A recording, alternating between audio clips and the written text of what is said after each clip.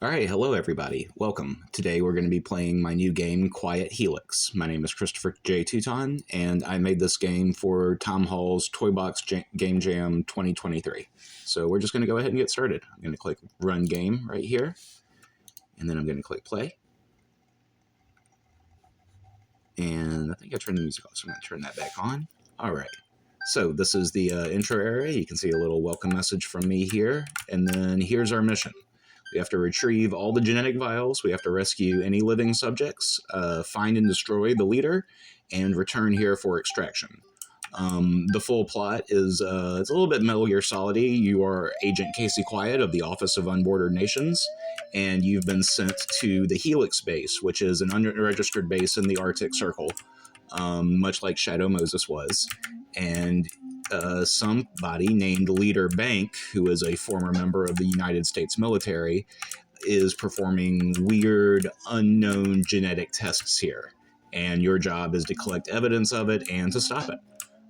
So what we're doing right now is we are going around and we are gathering little vials, which you can see in the top left corner here.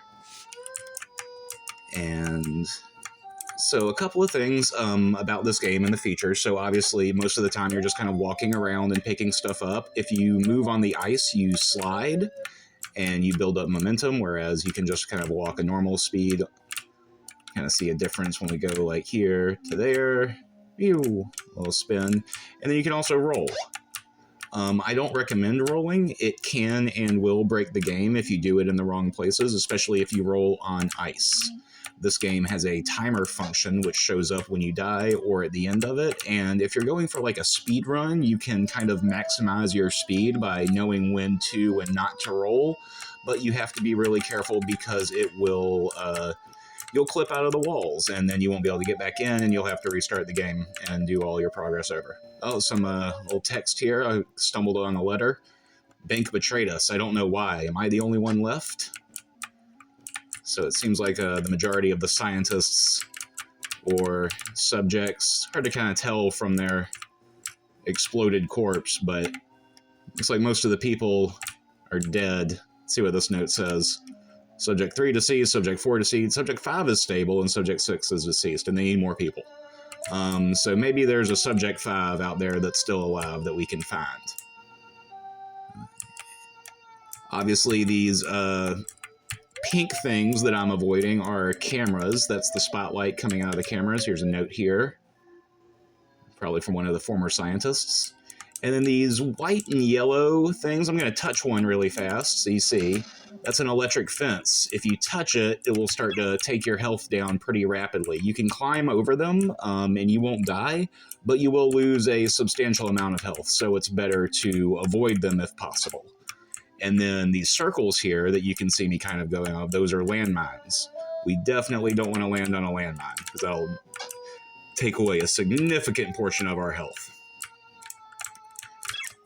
Oh, you can see I kind of stepped into the alarm's line of sight there a little bit. My alarm counter went up. There will be a chance later on here in just a little bit we can get rid of our alarm status, but we can only do it once. So we want to kind of strategically use our alarm reduction powers for when it's most necessary. These are really bad guys. It looks like they're using young people for the tests. It's even worse. The only thing worse than performing unmoderated scientific experiments on humans is performing unmoderated scientific experiments on human children. I think that's what they say in one of the How to Be a Doctor books that you read before you take your MCATs. Let's see. Oh, there's a big fence there, but there's a vial there. Do I want to... Seems like there's lots of health kits here. I'm just going to risk it. I'm going to climb over the fence. I'm going to tank that damage, but I'll grab this health kit here, and we're about back to where we were, so it's okay. Now, we've already got 13 vials. In a moment, I will show you the bit of flavor text which tells you exactly how many vials there are in the game. Here's our 14th.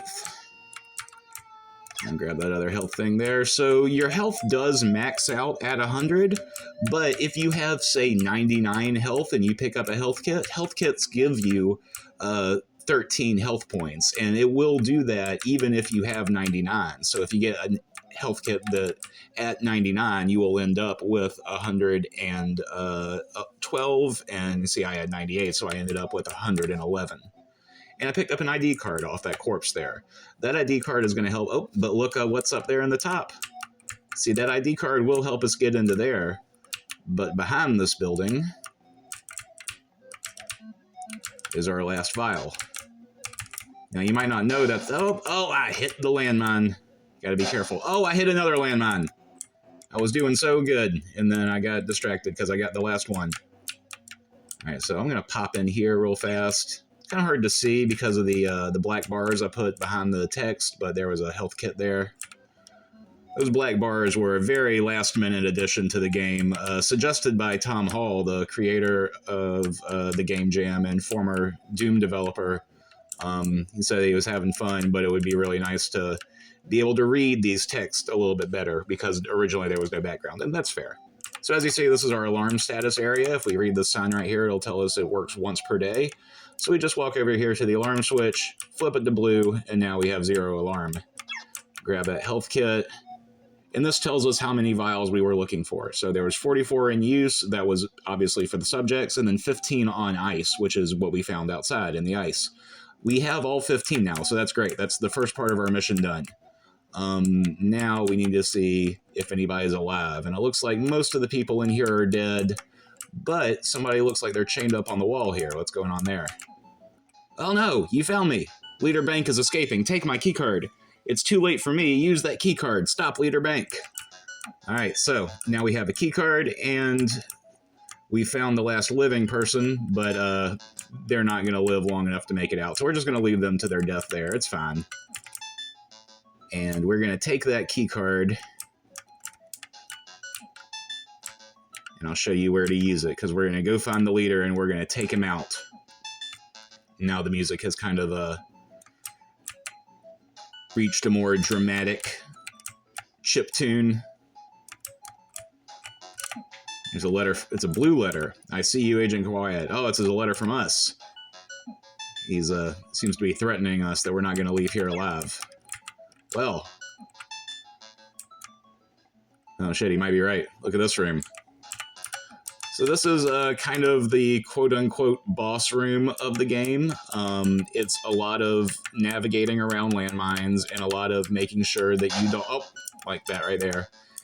And there's ice in here, which makes it even harder because, like I said previously at the start, you know, you slide a little bit on this ice, and because of the way that collision works in this game, you kind of bounce off the walls a little bit. If you're not paying attention, you can bounce yourself right into 3 or 4 landmines, and then, you know, you're dead. So, but we made it across, and we're here on the switch. You see he's in there surrounded by a bunch of dead bodies, and we are going to blow him up.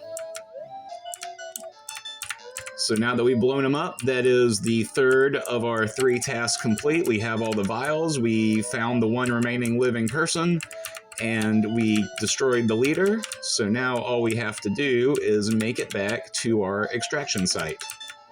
And I'm just going to go straight through that alarm because I'm not worried about setting it off right now. I think we've got plenty of time. We've got a great amount of health. Forgot about that fella. So coming back the other direction is a little bit more dangerous just because it's kind of the way the levels are designed. It's kind of built for you to be coming from right to left. And so now that you're going left to right, there's a few more things that pop out in your face. And I just thought that was a little interesting to make the, obviously, like, I designed it, so I'm not too worried about it. But for people who don't know what to expect, this takes a little bit more effort to kind of get back to the right area. But here we are. Back at East Helix Base, and we go down our ladder. There were our objectives. We come down here to the extraction zone, climb in. Fantastic work, Agent. All evidence recovered. Mission complete. The game is now over. And there's our timer, which gives us a time of 81:29.5. So yeah, that's just kind of like a quick little walkthrough of Quiet Helix. I made this in Pico 8. And it's a program that I never used before this game jam, but I really, really enjoyed it. And whatever game I make next, I have already decided I'm going to make it in Pico 8 again, because it's a program that I want to keep using. So that's all. I hope you enjoyed it. Please go to the link for this game is in the description for the video. But if you would like, please go to filthyandfree.itch.io/quiethelix to go play it. And if you enjoyed it, consider either joining our Patreon, donating to me on Ko-fi, or supporting the game on Itch. Any of those options really does go a long way to helping us like create more games and more content and more videos for y'all. So if you enjoy it, please consider showing your support in that way. And if you can't do that, that's totally fine. I understand. But please hit the like button, hit the subscribe button, leave a comment, all that engagement stuff. Every single thing you can do really does mean the world to me. And so thanks, and have fun playing.